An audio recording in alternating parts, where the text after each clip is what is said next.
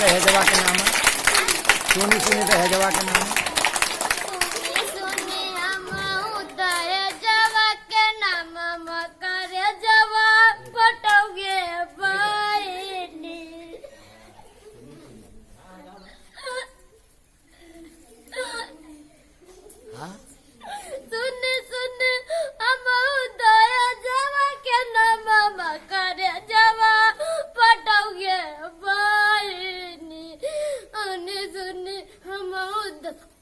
जवा के नाम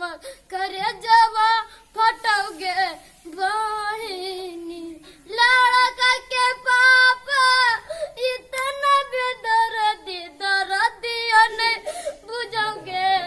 बहिनी लड़का के पापा इतना बेदर्दियों ने बुझोगे बहिनी 4 लाख मांगो कोई 5 लाख मांगो कोई 10 लाख मांगोगे बहिनी 4 लाख मांगो कोई 5 लाख मांगो कोई 10 लाख मांगोगे बहिनी चाइना मांगो अंगूठिया मांगो हीरो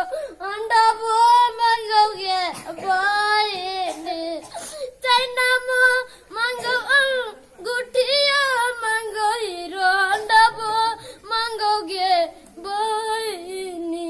सुनी सुनी हम उदय जवा के नाम करे जवा बोल बटोगे बहिनी गईयो बेचबे बैसियो बेचबे पकड़ियो बेचबे गे बहिनी